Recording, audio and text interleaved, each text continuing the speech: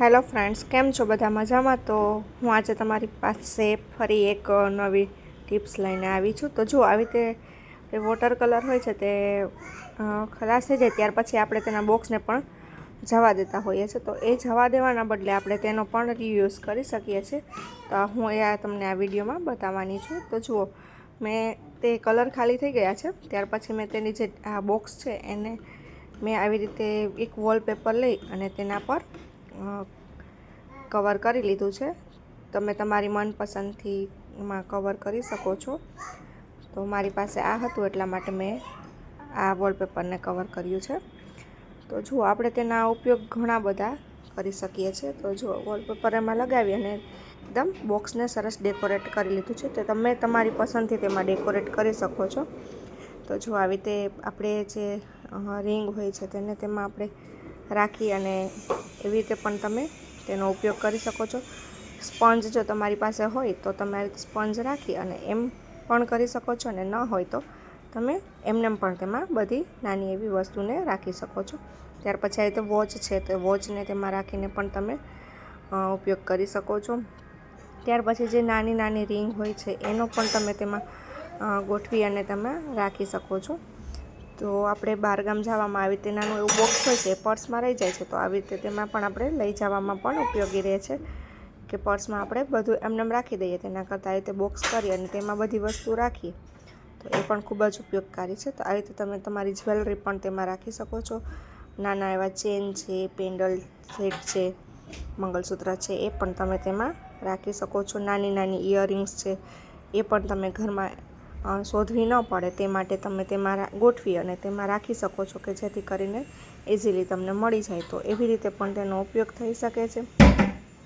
આવી રીતે બોક્સનો નાના નાના એવા ઘણા બધા ઉપયોગ છે. તમે તમારી રીતે પછી તેમાં એનો ઉપયોગ કરી શકો છો. તમે કિચનમાં પણ ઉપયોગ કરી શકો છો કે તમે એમાં નાની નાની એવી વસ્તુ હોય છે તો તમે તેમાં પણ રાખી શકો છો. અથવા તમે એવું વોલપેપર રાખી અને તમે કોથમરી છે, લીમડો છે, તેને પણ તેમાં સ્ટોર કરીને રાખી શકો છો. તમે તમારી રીતે એવા અલગ અલગ ઘણા બધા ઉપયોગમાં એ બોક્સને લઈ શકો છો. ત્યાર પછી આવી રીતે જો રિંગ હોય છે ઘણી વખત બધી ભેગી થઈ જતી હોય તો કાળી પણ થઈ જાય છે અને શોધવી પણ ડિફિકલ્ટ હોય છે. તો મારી પાસે આવી રીતે રિંગ બોક્સ છે. તો એમાં મેં આવી રીતે સ્પંજ ગોઠવ્યો અને તેમાં કટ કરી અને તેમાં બધી રિંગ છે તેને ગોઠવી લીધી છે. તો એવી રીતે ગોઠવી લઈએ તો આપણે જલ્દીથી મળી પણ જાય છે અને આપણા માટે કામ ઇઝી થઈ જાય છે. તો તમે એ પણ એક ટિપ્સને ઉપયોગમાં લઈ શકો છો. જો તમને મારી બધી ટિપ્સ પસંદ આવતી હોય તો તમે મારી ચેનલને સબસ્ક્રાઈબ કરી બેલ આઇકોન પર પ્રેસ કરી દેજો, જેથી કરીને તમને નોટિફિકેશન આવી જશે કોઈ પણ વિડીયો અપલોડ કરીશ તો તમે ભૂલ્યા વગર મારી ચેનલને સબસ્ક્રાઈબ કરી દેજો. તો ફ્રેન્ડ્સ, આવા જ અવનવા વિડીયો આપણે ફરી લઈ આવશું અને તમે મારી ચેનલ પર બન્યા રહેજો.